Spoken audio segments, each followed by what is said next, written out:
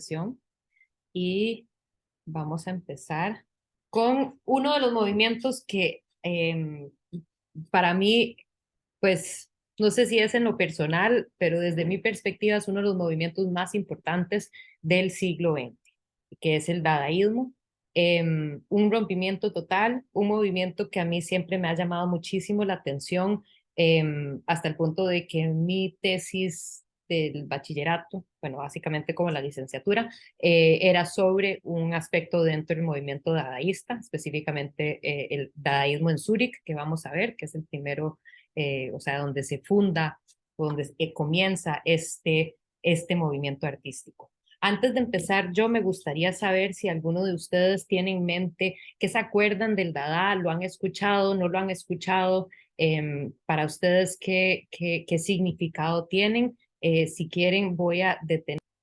Hoy es darle, pues, unas bases sobre las cuales puedan comprender este movimiento artístico, el dadaísmo, así como también eh, comprender las motivaciones de estos artistas, porque esas motivaciones van a ser tremendamente importantes durante el resto del siglo XX y hasta la fecha, podríamos decir, ¿verdad?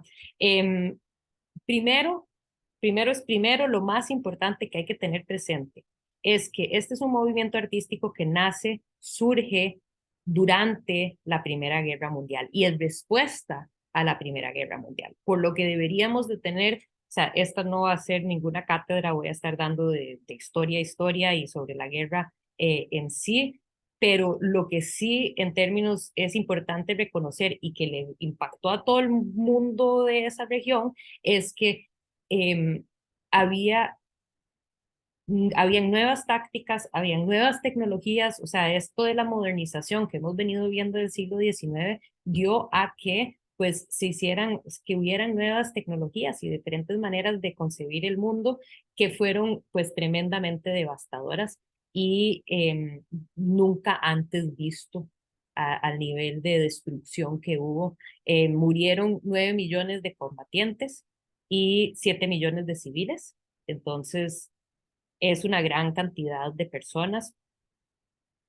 Guerras de trinchera, que era una táctica nueva que no se había utilizado anteriormente, en donde además lo que tenés son personas que están dentro de esas trincheras y que parte de la estrategia va a ser echarles este tipo de armas químicas como gas venenoso que los iba a, pues básicamente intoxicar, ¿verdad? Y entonces están metidos en estos huequillos. Imagínense si logras que algo así entre y se disperse, pues toda esa gente se enfermó tremendamente, que tuvo impactos de ahí en adelante.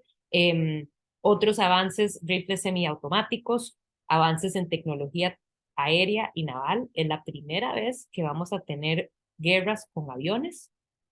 ¿Eso que permite? Pues bombardeos desde el aire que va, o sea, la destrucción con un solo acto era multiplicado por un montón de algo que nunca antes se había visto, ¿verdad? Eh, y bueno, ¿qué sucede?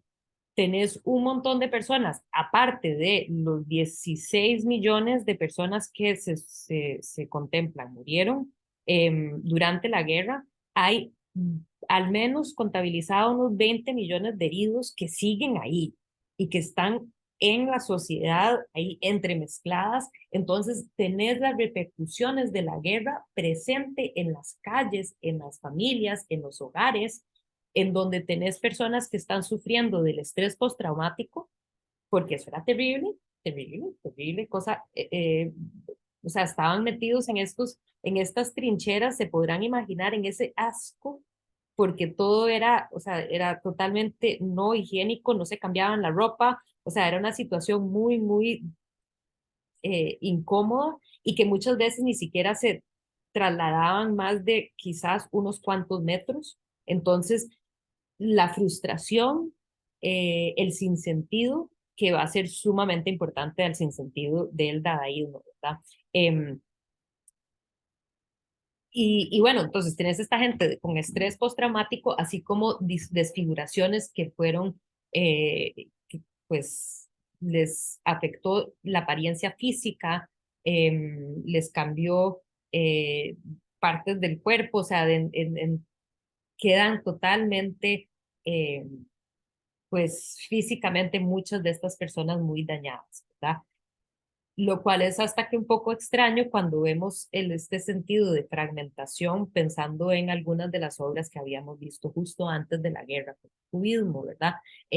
Esta fracturar ahora lo estamos viendo casi en la calle y entre personas, ¿verdad? Eh, entonces, esto está muy presente, es una situación en donde dependiendo de dónde le toca, o sea, de dónde es uno, es con quién le toca pelear y la verdad es que no le va a cambiar nada en la vida suya, entonces mucha gente pues huye de sus países, especialmente artistas que no quieren tener nada que ver con este asunto, ¿verdad?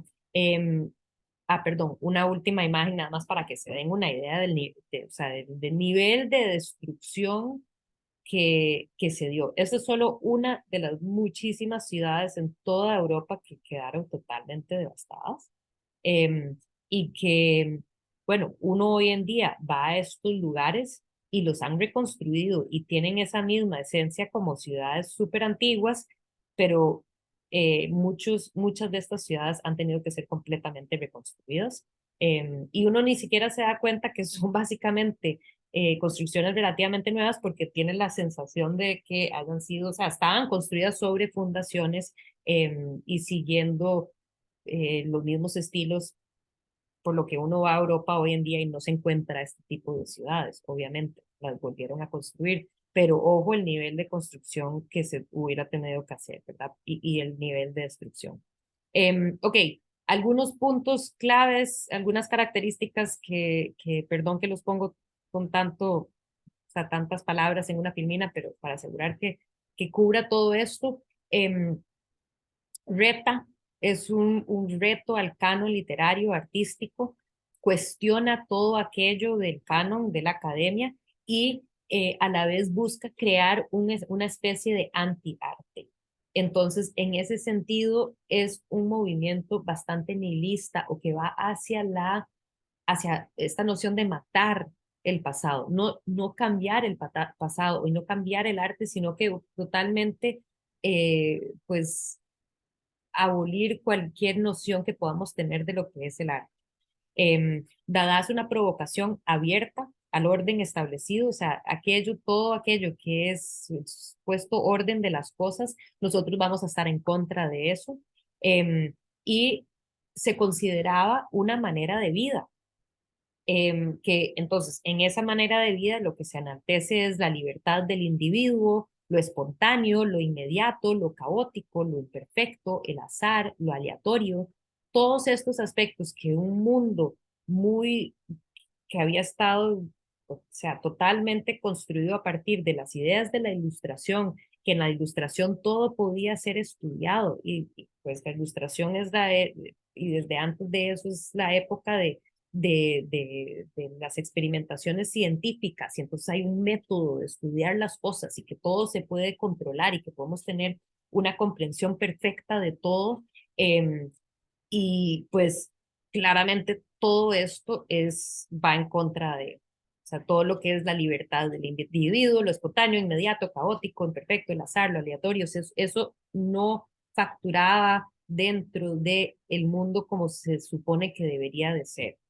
Eh, Iba en contra también de las sensibilidades burguesas. No les gustaba a muchos de estos artistas lo burgués que se había convertido el mundo de arte, con sus galerías y ventas al arte a esta gente de clase media, clase alta que vendían y que entonces el artista se había convertido en una persona que creaba para vender. Eso era lo que consideraban los dadaístas y ellos querían tomarle la contra a eso. En sí, vamos a ver que en los diferentes movimientos nosotros vamos a cubrir Dada en Zúrich, Suiza, en Berlín y en Nueva York, pero también se dio en otras ciudades, ¿verdad? Y en todos los casos generaban preguntas difíciles sobre la sociedad, el papel del artista o el propósito del arte, de diferentes ángulos, como veremos, pero en todos casos están cuestionando lo todo, no solo las bases técnicas, sino que en general todo lo que existe del arte lo están cuestionando.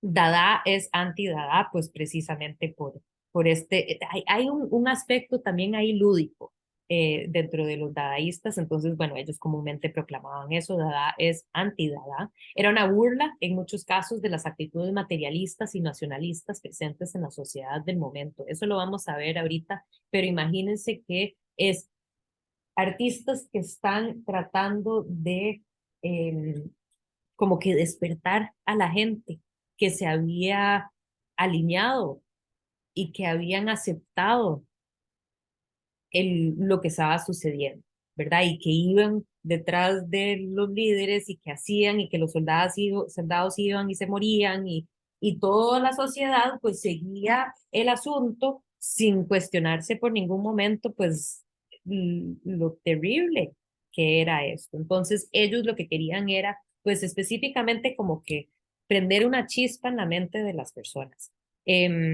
Como les decía, era un movimiento difuso, actividades en varias ciudades y eso, lo fascinante de esto es que se va formando una red y se podría decir que es tal vez como el primer momento en la historia que se convierte un movimiento artístico en una cuestión transnacional. Entonces, van a haber diferentes actividades en estas diferentes ciudades y se van a estar comunicando. Entonces, eso es lo importante. En términos de estilo, uno podría decir que, claro, el impresionismo había tenido efectos y efectos muy rápidos.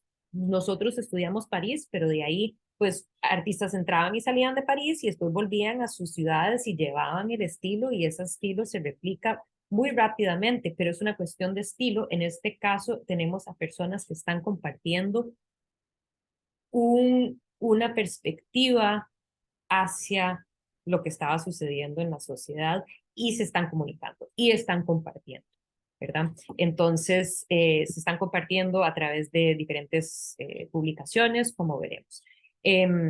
Entonces, ellos además están intercambiando ideas, que es también una cuestión clave. Creo que eso es algo que hoy en día, siglo XXI, lo tenemos muy claro, cómo los artistas hoy pueden intercambiar ideas con personas alrededor del mundo muy fácilmente a través de todas las herramientas digitales que existen. Pero diría yo que este es como uno de los primeros, si no el primer movimiento que va a generar eso, como este deseo de compartir ideas. Hey, ¿qué está pasando allá con ustedes? Nosotros, esto es lo que está sucediendo, compartamos, aprendamos uno del otro y después uno viajaba, entonces el de París iba a Nueva York y entonces se veía y entonces los recibían y era una cosa que, bueno, siempre los artistas han, pues, en esos tiempos también funcionaba así, de que uno iba con una carta de presentación y entonces de un compa decía al otro compa, hey, recíbame al amigo aquí, ¿verdad? Pero en este caso, pues es una cuestión en donde todos están ligados por las ideas. Eh, ok, ya con todo eso hablado, creo que puedo ya abordar obras, pero no sin antes a preguntarles si tienen alguna duda, alguna pregunta, algo que se les viene a la mente, algún comentario. Perdón por el montón de texto, pero voy a seguir entonces. En cualquier momento que necesitan, me interrumpen para hacer preguntas, ¿verdad? Entonces, a ver, ¿a dónde es que surge este movimiento transnacional que es el dadaísmo? Surge en Zúrich, en Suiza, en un país que se establece como neutral, por lo que está creado o fundado por artistas que vienen de diferentes países específicamente huyendo la guerra, porque no querían tener que ir a pelear. Entonces, tenés a Hugo Ball, a Emmy Hennings y a Richard Wilsenberg, que son de Alemania, a Tristan Tzara y Marcel Janco, que son de Rumanía, y a Hans Arp, que es de Francia, que es de una sección de Francia, Alsace-Lorraine, en donde pasaba entre ser históricamente pasaba entre Francia y Alemania porque estaba en como que en una zona fronteriza y entonces dependiendo de cómo iba el asunto a través de los siglos, pues pasaba de un lado a otro lado y entonces era como bicultural. Y entonces es esta figura que precisamente aborda esto del antinacionalismo, que eso es importante señalarlo. O sea, le tomaban la contra al nacionalismo. El nacionalismo era algo que había surgido en el siglo XIX como resultado de la Ilustración, de estas ideas positivistas de que podamos hacer mejor las cosas en nuestra nación, haciendo las cosas de tal manera, ¿verdad? Y que pues precisamente esos nacionalistas siguieron a los líderes tras la guerra en nombre de la patria, ¿verdad? Eh, y ellos eran antinacionalistas en ese sentido. Entonces huyen, se van para Zúrich, se encuentran ahí en este lugar que era un cabaret, se llamaba el cabaret Voltaire, que ellos pusieron este nombre a su actividad en referencia a un texto de Voltaire, del escritor del siglo XVIII Voltaire, francés, que había escrito este texto sardónico que se llama Cándido. La verdad es que hace unos cuantos meses me lo leí, es corto y verdaderamente es muy vacilón, es una cuestión del siglo XVIII, pero que es loquísimo, ¿verdad? Y habla como que el sinsentido de las cosas y lo aleatorio que puede ser la vida y el mundo. Entonces, ellos le encontraron, o sea, en él, en ese texto, encuentran cierta inspiración. Eh, Hugo Ball, que fue como el principal fundador, dice del movimiento, este es nuestro Cándido contra los tiempos, ¿verdad? O sea, esa perspectiva de tomarle la contra a la forma en que sucedían las cosas en los tiempos, que era la cosa de este protagonista Cándido, pues ellos son el Cándido del momento. Esta es la esquina en donde lo que hicieron era, empezó con Hugo Ball y Amy Hennings que ponen un cartel ahí e invitan a un cabaret, ¿verdad? En el sentido de que podían venir los artistas eh, a, a, a presentar lo que quisieran, ¿verdad? Podía ser una lectura, podía ser obra de arte en la pared, podía ser pues lo que fuera, y ahí muy rápidamente se va formando este grupo, ¿verdad? Eh, Esta es una foto de Hugo Ball que está recitando un poema de sonido de su redacción, que se llamaba Caravané, y pues es todo un performance. Es una cuestión que a mí me encanta imaginarme cómo pudo haber sido. Se viste con este atuendo, pues bastante ridículo, pero también restrictivo. O sea, él no podía, no se podía mover. Entonces, para ponerlo en el escenario, lo tuvieron que literalmente como que levantar y poner en el escenario porque él no se podía mover por todas las restricciones de este tipo atuendo hecho a partir de como cartón, un material además industrial, que esto lo vamos a abordar un poco más adelante, pero usando algo que se puede comprar en ferretería, eh, para crear este atuendo que le limita el movimiento y ahí empieza a recitar su poema Caravane, que es un poema de sonido, que no son palabras que tienen ningún significado. Eh, es puramente sonidos, pero son sonidos que están ligados a sonidos de idiomas africanos. Entonces, en ese sentido, todavía tenemos esta fascinación con lo primitivo, ¿verdad? Y como que esta noción de lo original. Entonces, hay esta búsqueda por ese lado que está presente, pero a cómo va recitando el poema, se va agitando cada vez más. Entonces se convierte en lo que podríamos hoy decir un performance, ¿verdad? Porque se va enloqueciendo. Imagínense que además estamos, yo quería, espérense, ay, no. ¿Cómo está la conexión? La conexión está bien, ¿me entienden bien? ¿Me escuchan bien? Sí, profe. Sí, yo Okay, sí. perfecto. Voy a ponerles porque tienen que entender esto bien. No lo vamos a escuchar todo, pero sí parte de esto para que puedan entender más o menos de qué estamos hablando.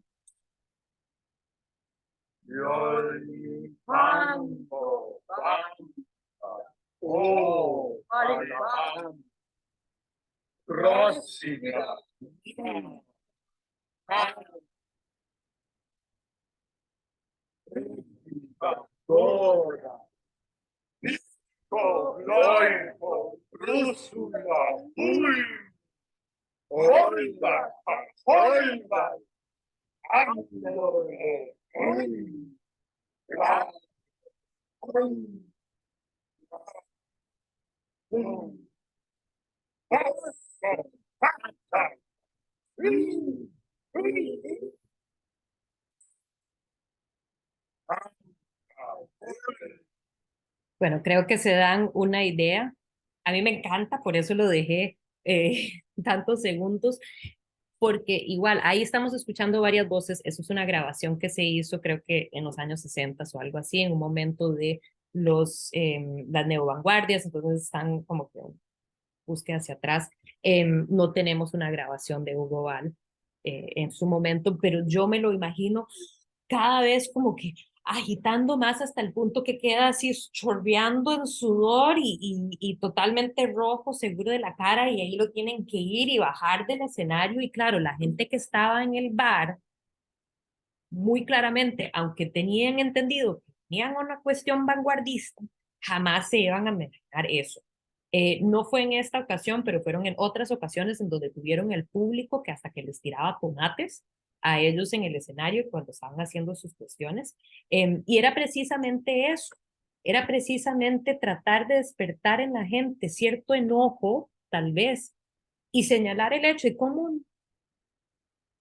este mundo van a estar enojados con nosotros, artistas, que estamos aquí haciendo nuestras loqueras y no con sus propios líderes, con lo que está sucediendo en el mundo.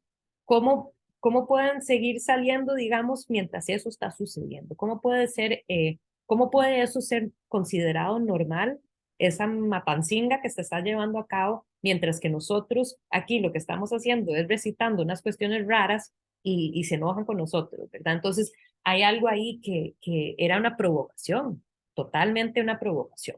Eh, Preguntas, comentarios.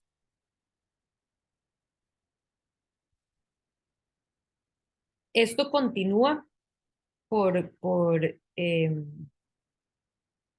varios, como varias sesiones, hay diferentes actividades. Aquí podemos ver a dos de las mujeres que participaron, Emmy Hennings, que ella estaba haciendo como cierto tipo de performance con un títere que ella usó, ¿verdad? Entonces ahí probablemente recitando alguna cosa. Y en este caso vemos a Sophie Tauberard, que está bailando, que era una bailarina, que se unió al grupo, que está usando una máscara creada por Marcel Yanko, uno de los artistas afiliados al grupo, y que posiblemente el atuendo, o sea, el vestuario que ella anda, fue creado por Hansard, su esposo. Y bueno, ahí pueda que se den una idea del espíritu de lo que se estaba creando ahí en ese momento. Este es ejemplo de una de las máscaras de Marcel Yanko. En sí, no sé, les cedo a ustedes la palabra. ¿Qué ven? ¿Qué piensan? ¿Qué se les viene a la mente? Considerando lo que hemos visto hasta el momento, ¿qué notan? ¿Qué ven? Cuéntenme.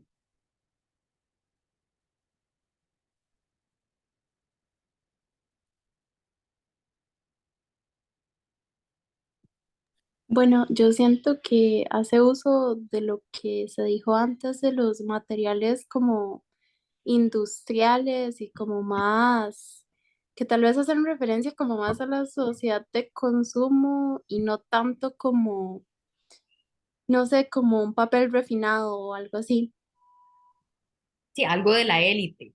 Es como que bajando de cierto modo el, o sea, no es solo el costo, que claramente tenía que haber sido una preocupación de ellos, es entre guerra, no necesariamente, o sea, ellos trabajaban en ciertas cosas, pero bueno, algunos de ellos, creo que Marcel Yanko y Tristan Saray estuvieron ahí como estudiantes, y bueno, esos materiales de bajo costo, pero que también creo que tiene este sentido de que ya no es una cuestión de la élite nada más o de materiales finos, refinados, como dijo Chus, un papel refinado, sino que eso que puedo conseguir yo en la ferretería. Y que con eso puedo hacer arte con lo que sea. En términos de lo que estamos viendo, esa cara, no sé si alguien nota, siente algo en particular que quisiera tal vez comentar. Profe, yo siento que es como, bueno, en primer lugar, me parece que es como algo muy expresionista, digamos, como lo que se viene dando, es en algo un poco que transmite algo subjetivo, no tanto la belleza, sino como un sentimiento, y de alguna manera también es una cara como un poco desfigurada, como maltrecha, y me hace pensar mucho en esto de la guerra, ¿verdad? De toda la gente que estaba pasando por muchas dificultades y también por cambios físicos en su cuerpo. Exacto, tiene como un ojo ahí tuerto, digamos, que parece ser, y otro ojo que parece estar como demasiado abierto y que uno sabe que, bueno, habían ojos falsos que les metían a las personas. Ahí vi que Amanda había quitado su sonido. No sé, Amanda, si quisieras aportar algo también. Sí, no, como lo que dice la compañera anterior, es precisamente por lo de la guerra y me remite como dolor y preocupación, ¿verdad? Algo tan simple y con materiales que no sean refinados, como decía la otra compañera, me remite dolor. Entonces, Sí, por ahí. sí, es doloroso, es doloroso. Y aunque medio tiene una sonrisa, tiene mucha tristeza también, ¿verdad? En el rostro, pero a ver, creo que es nuevamente cómo podemos hacer arte de una forma que nunca antes se ha hecho, ¿verdad? Con estos materiales totalmente y de una, siguiendo esa línea de los expresionistas, definitivamente creo que es interesante eso que comentas. Entonces, bueno, este es un ejemplo de lo que se producía. Sophie Tower, la que vimos anteriormente, también hizo lo que consideró ella una cabeza dada. Entonces es este objeto encontrado.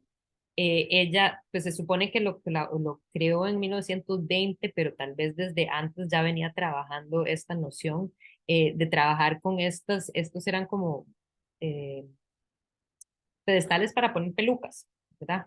Y entonces ella lo agarra y lo interviene para crear una obra o una obra artística, ¿verdad? Y una obra que es en ese sentido también un reflejo, el hecho de que ella le pone cabeza, un reflejo un poco del sinsentido de las cosas. Y aquí a mano izquierda vemos ya en el periodo que es surrealista una imagen que tal vez pues contiene un poco más del misterio o búsqueda del inconsciente que aporta el surrealismo, que veremos la semana entrante, pero ahí podemos ver cómo este objeto, o sea, es un objeto intervenido, es algo que vamos a ver igual con Marcel Duchamp, que es estos ready-mades, pero en donde uno puede agarrar un objeto ya no tenés que comprar eh, y tallar madera o esculpir la piedra, ¿verdad? Sino que, perdón, tallar o esculpir la arcilla, sino que en este caso puedo agarrar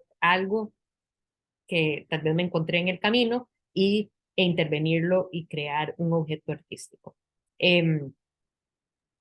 Esta es una de mis Que era obras. originalmente, Perdón, adelante. perdón, que era originalmente el objeto para Para poner qué? colocar Pelucas. pelucas, ajá. Ah, ya, es que no Como había un entendido tipo esa parte. maniquí, sí, como un tipo Ah, maniquí para colgar, o sea, para poner las pelucas. O también, supondría que también era para sombreros, se usaban probablemente para eso también, todos ese tipo de pues, objetos de estantería, digamos, de tienda. Y que hace referencia también a todo lo burgués, de cierto modo, ¿verdad? De ir a la tienda a comprar y eh, pues así, o sea, tal vez un enfoque en esa vida moderna de ciudad que, que se vivía en ese momento, que ya no era una cuestión nueva, pero es una cuestión que ellos están cuestionando, perdón por la redundancia, pero algo que ellos quieren criticar. Esta es una de las obras que más me encanta. Eh, mm, o sea, sí, visualmente me atrae, ¿verdad? Es un collage. Creo que es importante señalar que el collage fue inventado. Bueno, en la historia del arte nos gusta decir que el collage fue invención de cubismo. Definitivamente en el nombre de arte, las primeras obras que por lo general hablamos como collage son esos, pero sabemos si se han estudiado obras desde el siglo XIX en donde hay recortes de papeles pegados, ¿verdad? Pero definitivamente desde el cubismo hay esta búsqueda a partir de recortes. En este caso, más bien, es un artista, Jean Art, que anda buscando cómo representar el azar, cómo puedo representar eso aleatorio que existe.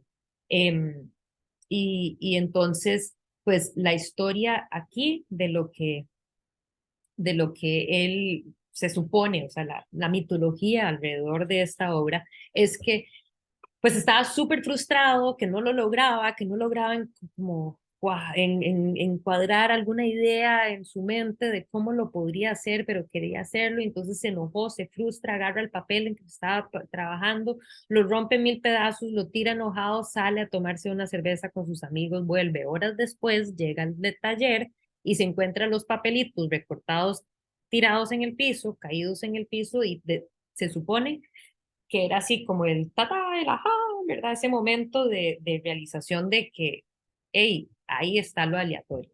Y que pues supuestamente de ahí él junta los pedazos del papel y los pega pues sobre otra superficie. A ver, en sí esta obra está como muy dispuesta de tal manera que no me creo la historia en sí, pero creo que a fin de cuentas es algo que tiene que ver precisamente con una obra de arte totalmente abstracta que pueda hacer alusión a cierto concepto a través de su abstracción que no se relaciona con nada figurativo de este mundo, ¿verdad? Él, Jean Art, dijo en un momento, la ley del azar, que incluye en sí todas las leyes y que nos resulta tan incomprensible como el principio del cual emana la vida toda, tan solo puede experimentarse mediante una entrega absoluta a lo inconsciente. Me atrevo a afirmar que quien sigue esta ley crea vida pura.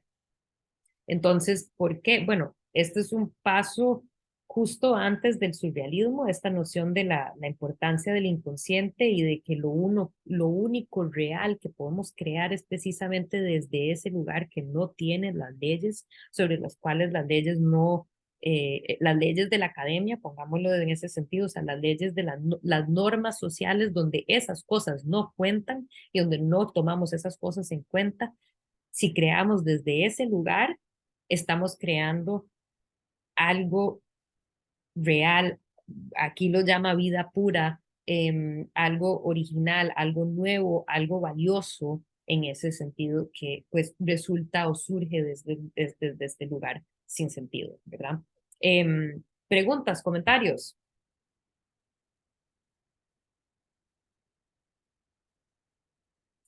Esta es otra más que me encanta, no tanto la obra en sí físicamente, es la estética ni siquiera, pero sí hay que conocer un poquito más del cómo se crea la obra para comprender a lo que iba el artista. Este es Hans Richter y lo que él hizo fue crear toda una serie de retratos de personas que lo que hacía era que preparaba su paleta de colores justo cuando todavía había luz, ¿verdad? Entonces prepara la paleta, así como la hora de atardecer, y empieza a pintar, y a como va oscureciendo ya deja de poder ver a dónde se sitúan cada uno de los colores en la paleta, y pues obviamente se le hace un despelote y además no tampoco tiene muy claro a dónde están las cosas en el canvas, porque, o sea, en tela, porque no lo logra ver porque está oscuras. Y entonces, no sé, a mí me encanta como uno ve dónde, bueno, yo me imagino dónde inicia y a dónde termina y el resultado de aquello, de dónde termina, ¿verdad? Y cómo nos da pues un objeto que podríamos decir nuevamente está atrás de esta búsqueda de esa vida pura, ¿verdad? De eso original, de eso que surge de un verdadero lugar, un lugar honesto, ¿verdad? Y no un lugar que está completamente contaminado por la sociedad y por el orden de las cosas. Entre las últimas cosas que quería comentarles sobre el Dada en Zúrich, está esta figura de Tristán Tzara, también uno de ellos. Él fue más bien poeta, no necesariamente alguien que creaba arte plástico, ¿verdad? Pero una de las cosas tremendamente importantes de la parte de la escritura, ¿verdad? Él redacta varios manifiestos dadaístas que son sumamente importantes. En 1916 se publica el manifiesto Dada y de ahí es donde y cómo pues se va circulando el asunto y él se encarga de ser el editor de la revista que van a publicar y que van a enviar a todas estas ciudades donde hay gente que es como aliada a las ideas, ¿verdad? Y entonces él se dedica a eso. Entre las cosas interesantes que podemos observar es pues este juego, esta cero preocupación con la disposición de las cosas, este juego con las diferentes tipografías, tamaños de las fuentes, ¿verdad? Dirección de los textos. Entonces, eso era parte de todo el juego de todo este asunto. Algo que hoy en día tal vez nos parece como muy común, ya eso es algo que uno lo ha visto, además es súper fácil tantear con todos los elementos de algo que se va a imprimir, pero pues eh, en ese momento era algo muy novedoso y no lo están haciendo necesariamente por querer ser novedosos, sino que pues precisamente por querer tratar de acercarse a ese espíritu dadaísta, a ese sinsentido, a ese caos, a esa búsqueda de esa realidad y no la realidad tan impuesta que se nos ha venido pues vendiendo a través de la historia. Entonces, importante señalar cómo esto transita, esta publicación llega a estas ciudades, o sea, sabemos que lo recibieron y lo leyeron Marcel Duchamp y Man Ray en Nueva York, ¿verdad? Entonces, creo que llegó en su momento hasta Japón. Entonces, increíble pensar cómo, obviamente en París, en las diferentes ciudades, en Berlín, en Rotterdam, entonces, pues, en muchos espacios. Y pues sigue siendo Tristán Tzara por varios años una de las figuras que fue tremendamente a fin de querer mantener consolidado el movimiento, porque acaba la guerra, muchos de los artistas que habían estado en Suiza vuelven a sus países, por ejemplo, Hugo Ball, Emmy Hennings, Richard Hülsenbeck, todos vuelven a sus países y entonces se dispersan, eh, pero ya para este momento el movimiento Dada, y lo que les quiero enseñar aquí es el membrete del movimiento. O sea, casi como si fuera el membrete de una empresa transnacional con todos sus representantes y direcciones y todas las ciudades en donde se encuentra. Ojo, Berlín, Ginebra, Madrid, Nueva York, Zurich. Entonces, París, de donde se envía esta carta en particular, digamos, entonces hay membrete para el movimiento en sí. Todos están hablando y eso a qué va es que Dada fue determinadamente antinacionalista, lo cual es interesante pensando hoy en día en el momento del transnacionalismo, que es precisamente eso, el antinacionalismo, pues los efectos de la globalización hoy siglo XXI los podemos pensar desde otra perspectiva, pero en este sentido hay que pensarlo más como pues esta noción de que no nos tenemos que casar con nuestra nación, podemos existir fuera de esos parámetros, ¿verdad? Eh, tirando a un poco se me ocurre de repente John Lennon y la canción esta de Imagine There's No Countries, it's easy if you try, ¿verdad? Entonces esta noción de que no hayan fronteras, que no existen países, eh, creo que anda por ahí el asunto. Y no era que ellos eran políticos ni que estaban abogando por eso, sino que el Dada existe, reside en ese lugar, diría yo que casi paralelo con la realidad geopolítica en la que vivimos, ¿verdad? Entonces, en ese sentido, un movimiento casi que intelectual que se está dando en ese periodo y que va a ser casi que podríamos decir el primero de muchos que van a venir en el resto del siglo XXI cuando ya esa conexión eh, internacional va a ser cada vez más fácil y más factible. O sea, viajar va a llegar a ser más fácil, la comunicación va a llegar a ser más fácil, el intercambio de ideas cada vez más fácil, ¿verdad? Entonces, vamos a ver cómo movimientos artísticos, espirituales, pues se van a seguir creando en el resto del siglo XX. Comentarios, preguntas, ideas. Ok, mi intención no es abrumarles demasiado, pero voy a seguir adelante. Cualquier pregunta que tengan, ahí me avisan. Vamos a seguir con Berlín, otro de los puntos o sitios importantes del Dada, pero que lo lleva en otra dirección.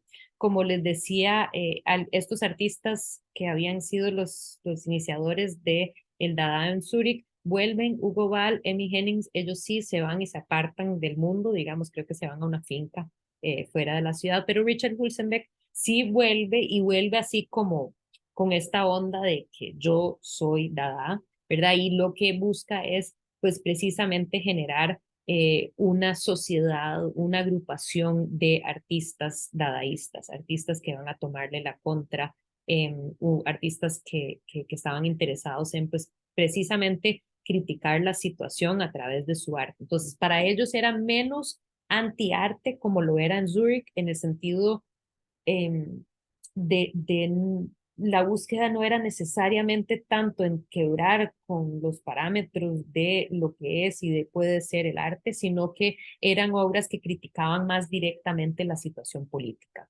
que se vivía en el país.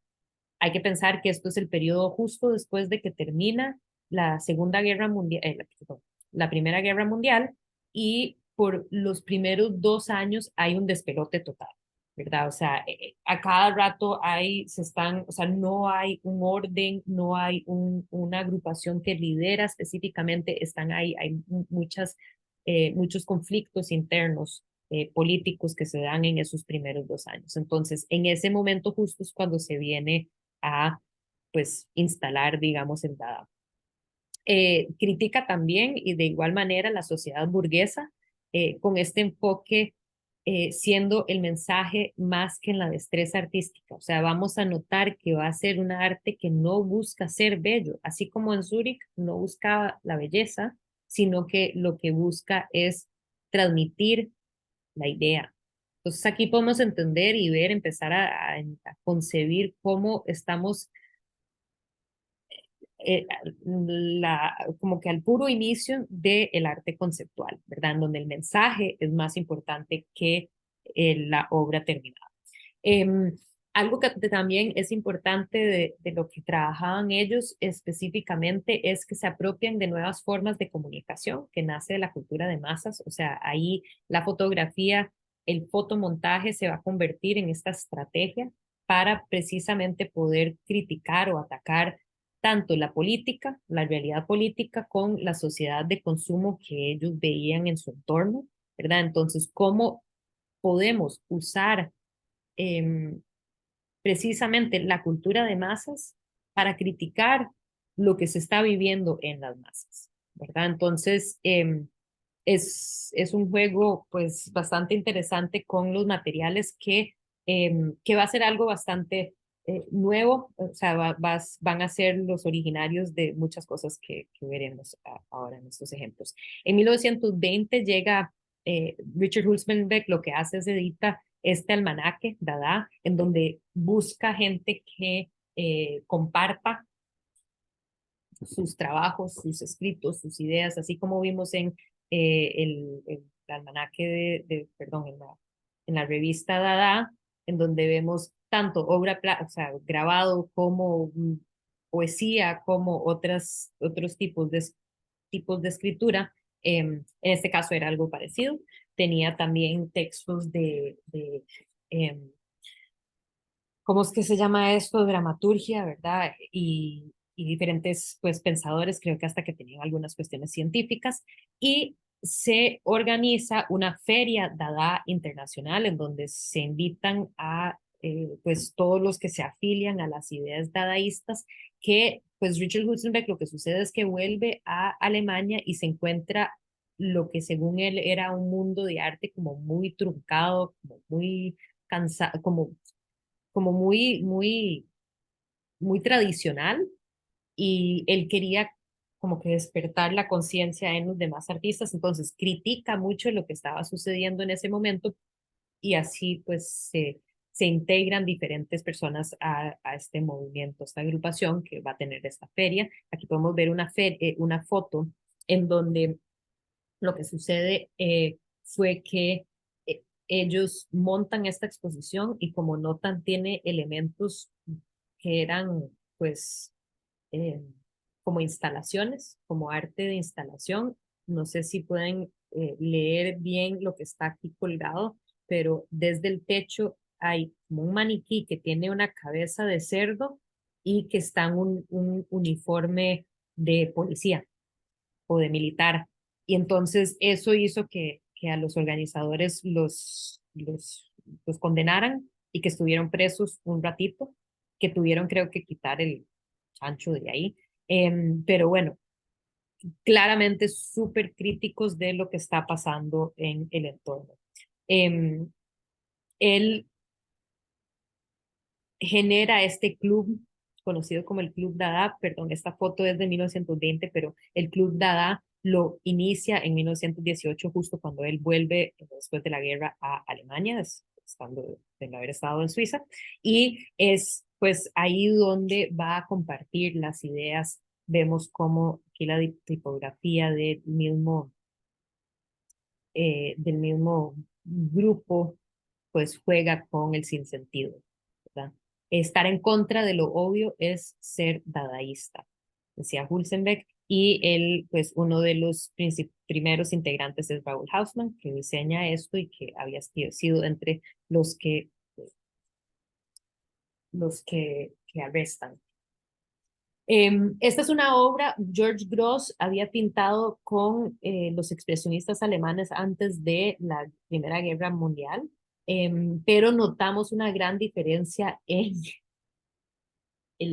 la intensidad de lo vivido en este momento. Aquí hace referencia a al funeral de esta figura, Oscar Panizza, que fue un político socialista en Alemania que había estado como uno de los candidatos a presidencia y lo matan, ¿verdad? O sea, alguien lo ejecuta y pues esto hace referencia a ese funeral. Les comparto aquí lo que dijo George Grosz de la escena de la calle. En una calle extraña por la noche, una infernal procesión de figuras deshumanizadas transita, sus rostros reflejando alcohol, sífilis, pesto.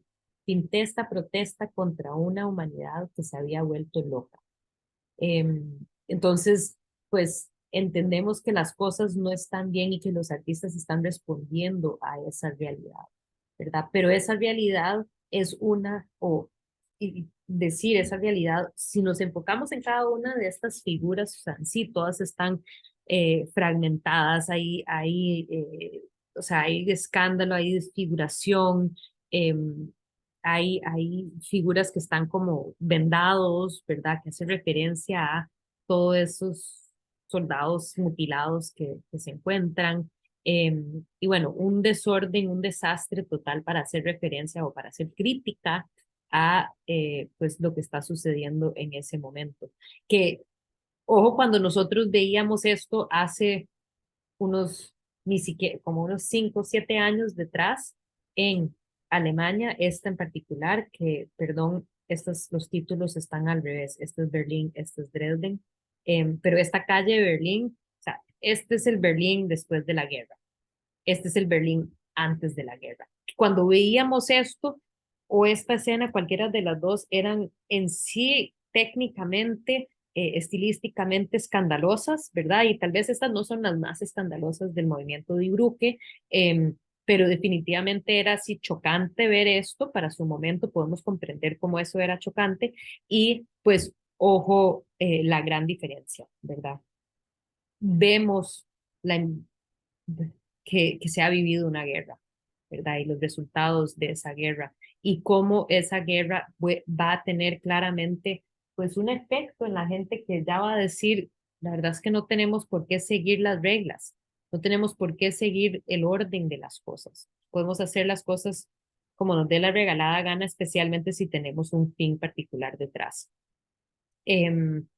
este es un ejemplo de durante la feria internacional, la primera feria de Dada internacional. Normalmente no pensamos en las instalaciones hasta, o sea, en la historiografía de la historia del arte, las instalaciones suelen ser una cuestión de los años 60, 1960, como es el momento cuando se empiezan a hacer las instalaciones. Se hace bastante de eso, pero vemos cómo los dadaístas en Berlín lo están haciendo, que es creando estas instalaciones, no son necesariamente esculturas, con una serie de, en este caso, objetos que emanan o surgen, que son parte de la cultura de masas, precisamente para pues criticar esa misma cultura de masas. Hannah Hawk, la artista que habían mencionado anteriormente, mujer artista, parte de este movimiento y podríamos decir que la que concibe a la par de Raúl Hausmann, su pareja, este tipo de arte conocido como el fotomontaje o que básicamente es como collage hecho a partir de fotografías. Y bueno, en este caso es pues integra también los otros recortes, acuarelas y para darle cierto resalte a algunas partes, ¿verdad? Hay unas partes que están pintadas.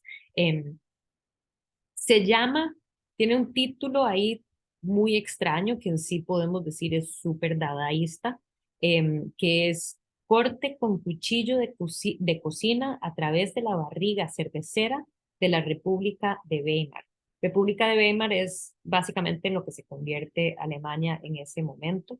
Y, a ver, el análisis que se le ha hecho a esta obra es precisamente que hay dos partes, que todo esto es como un retrato de la República de Weimar, el Estado, y que lleva un corte así diagonal en donde lo que se encuentra dentro del collage de este, o sea, del superior derecha, tirando hacia la inferior izquierda, toda esta parte, yo debería de usar el chunche de anotación, es que no soy muy buena.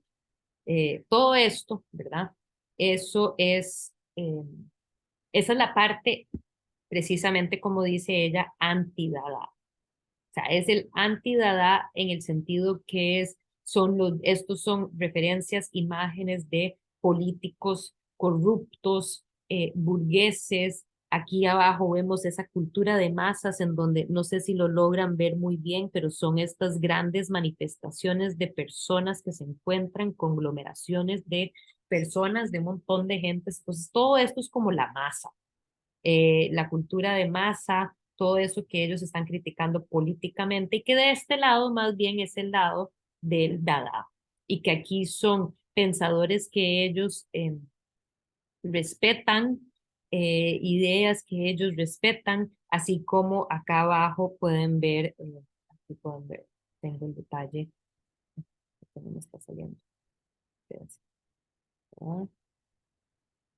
Aquí ese es el detalle de la parte superior, inferior derecha, en donde lo interesante es que se ha considerado que esto es como donde ella firma. Aquí vemos diferentes miembros del movimiento dadaísta, pero lo interesante es que hasta que ella se está burlando de ellos también dentro de la obra. Entonces, ojo que vemos algunos de ellos, pero con cuerpos así ridículos. Por ejemplo, este que es sobre el cuerpo de una bailarina, o este otro que está haciendo como que lavado como si fuera un bebé en una tina, un niño en una tina, y entonces ella se está burlando de ellos también, porque pues se supone que ella tenía como una relación bastante contenciosa con muchos de los miembros del dadaísmo. Y también acá abajo, no sé si lo logran ver bien, pero si no tengo otro acercamiento, pero esta es una pequeña cara de ella y esto lo que es un mapa de los países donde no se le ha dado el sufragio a la mujer y que en Alemania en ese momento las mujeres todavía no podían votar. Entonces, es además una obra declarada feminista, ¿verdad? Entonces, eso en sí también es muy interesante ver cómo estas mujeres también se están revelando y que parte de lo que están señalando dentro de su obra, la crítica política que se está haciendo es también en términos de derechos, ¿verdad?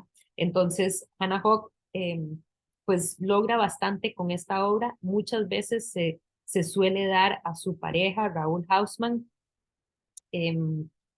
más reconocimiento por el haber creado el fotomontaje o collage en este periodo, pero supuestamente eran los dos, que lo que ellos más bien habían visto era que habían viajado a un pueblo ahí fuera de la ciudad en un momento como de paseo y conocieron a la gente del pueblo y se dieron cuenta que había una tradición que muchos tenían estos retratos de soldados, pero que eran como retratos eh, eh, como publicados en masa y después ellos lo que hacían era que les pegaban una foto o una imagen de la cara del hijo que había muerto en la guerra. Entonces, un recuerdo del hijo en el atuendo de militar pegado ahí y que supuestamente eso fue pues lo que les había inspirado para crear este tipo de arte. Vemos cómo ellos integran diferentes componentes de la cultura de masas, ¿verdad? Y ahí vemos unos que son, además, en sí, a ver, la primera que vimos de Hannah Hawk no necesariamente diría que anda tras la búsqueda de algo estéticamente placentero, pero ya aquí también vemos cómo ella juega con las posibilidades de esta técnica, ¿verdad? Entonces ella hace toda una serie que conocido como el Museo Etnográfico, en donde agarra diferentes elementos de museos etnográficos y los convierte en cuestiones de, se supone, como la vida moderna burguesa, ¿verdad? Entonces, ¿cómo puedes convertir eso o agarrar eso primitivo y llevarlo a un opuesto, pues precisamente para criticarlo, ¿verdad? Para criticar ambas cosas. Estoy corriendo un poco porque sí me gustaría poder por lo menos terminar esto y no robarles mucho tiempo más. Tengo conciencia que son ya las 4:40. Esta es otra y que sí les voy a pedir a ustedes que traten de analizar lo que están viendo acá. Esto me recuerda a Sophie Tauber con su escultura de la cabeza esta de ese maniquí para los, eh, las pelucas y los sombreros.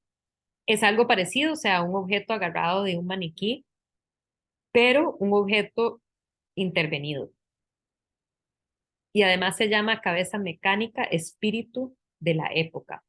¿Qué ven? ¿Qué piensan? ¿Qué sienten? ¿Qué consideran? ¿Qué notan que está ahí aplicado a la cabeza y qué se les viene a la mente? ¿Qué podría ser lo que está criticando? ¿Qué es lo que está señalando el artista?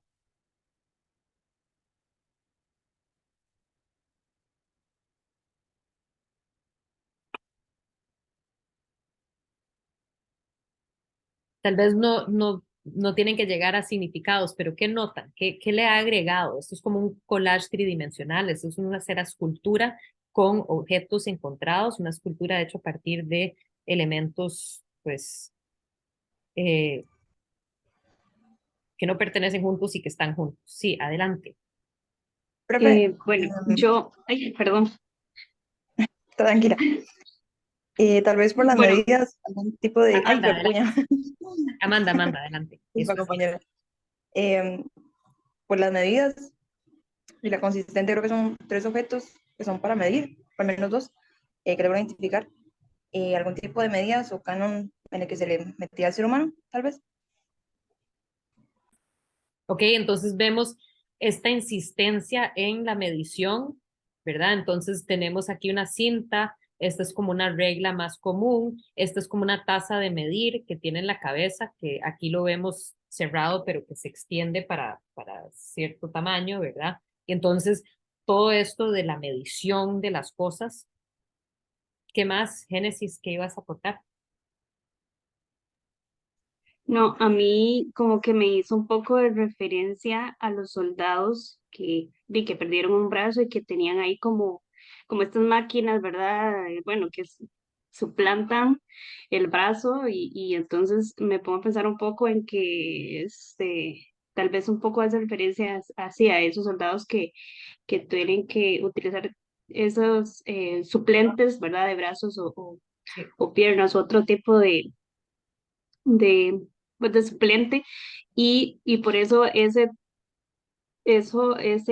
composición, ¿verdad? Que da de diferentes materiales, o algo así como que me, me, me entró de primera impresión. Ujú. Sí, que me da la impresión, especialmente por acá, como que tornillos o tuercas que están ahí, como que manteniendo junto el cuerpo, como en ese mismo sentido de estos cuerpos fragmentados que se veían en la calle, ¿verdad? O que tenían estas prótesis conectadas y que ahí lo puedes sentir. También creo que, bueno, el comentario anterior de Amanda, que podemos entender, pues es esa crítica precisamente a la insistencia en medir todo, ¿verdad? Y que todo se podía medir o también, no sé si pueden verlo bien acá de este lado, estas eran, eh, esta es una billetera, como un tipo de billetera, este es como para guardar las tarjetas así como de visitación, esas tarjetas que se entregaba cuando uno iba a cierta casa y entonces se presentaba y entonces esas formalidades, ese sistema monetario que existe, o sea, eso de, pues básicamente que el espíritu del momento está basado en todo eso y eso es lo que están precisamente criticando, ¿verdad? Esa vida, esa sociedad que nos tiene a todos tan, pues, tan atados, tan regidos por las normas que se nos han impuesto siempre, ¿verdad? Em, Esta es la última que les voy a enseñar porque ya lo que vamos a hacer es que la semana entrante abordaremos Nueva York para ya poderles darles libertad. Entonces, quería enseñarles a lo que llega también esto del fotomontaje, en donde llega eventualmente a un proceso de grabado en sí, de, de múltiple, ¿verdad? De un proceso de estampa múltiple que juega precisamente con elementos para crear una escena que, o sea, no se había visto antes. Es como un tipo Photoshop, el primer tipo Photoshop que se les ocurrió que podían hacer. Uno de los principales figuras conocidos de esto era John Hartfield, que él publicaba las portadas de esta revista AIZ, que era precisamente una revista, un periódico obrero, o sea, tirando izquierdista, o sea, una revista que además tenía 500,000 lectores en su momento de auge, y que, a ver, hace referencia a aquellos que tenían, pues, esas ideas que critican una visión más ordenada o de derecha o de orden que se debería tener, o sea, que existe este bloque de gente, pero también, ojo, el impacto que puede tener este arte en esa cantidad de gente, ¿verdad? Entonces, hoy en día, una imagen como esta es muy común porque lo podemos ver en cualquier revista, se ha hecho en publicaciones, están los grandes vallas publicitarias con este tipo de juego de asuntos, pero que en este caso, pues, van a aprovecharlo de la mejor manera posible y además es precisamente con un mensaje súper fuerte político, que bueno, muy eventualmente esto va a dejar de existir, ya no se va a poder criticar a figuras como Hitler, pero ojo o sea, es un juego que yo supongo que nunca jamás pensaron que lo que iba a llegar a suceder con la Segunda Guerra Mundial y el poder al que llegó Hitler, cuando John Hartfield lo hizo en 1932, creo que pues no se esperaba lo que se venía necesariamente. Y aquí vemos el significado del saludo de Hitler: hombre pequeño pide grandes regalos. Entonces, creo que queda bastante evidente la crítica, pero ojo cómo podemos usar el arte o cómo el arte puede llegar a tener, o sea, los movimientos artísticos, cómo pueden llegar a tener un impacto en este caso, algo que es casi que puramente diseño, pero diseño pues con este contenido detrás bastante fuerte. Entonces, ahí lo voy a dejar por hoy, ya son las 4:50, perdón por eso, pero creo que ha sido bastante provechoso. A mí me emociona muchísimo hablar sobre el dadaísmo, un rompimiento, una transgresión social, aún más de solo ser algo artístico, verdaderamente es un quiebre con el status quo de las cosas y es ver cómo el arte puede ser parte de esa rebeldía. Así que no sé si tienen alguna duda, alguna pregunta en particular. Si no, creo que por hoy esta semana no tienen ningún trabajo. La semana entrante les voy a asignar la primera presentación que van a tener, que va a ser en 2 semanas después de eso. Entonces, que es sobre una obra de arte en particular que ustedes pueden escoger. Entonces, eso lo vamos a ver la semana entrante. Pero por ahora, entonces, les queda esta semana, no tienen una lección asincrónica y lo que tienen que hacer es, bueno, pónganse al día los que están atrasados con las lecciones, ¿ok? Cualquier cosa ahí me avisa, cualquier duda o pregunta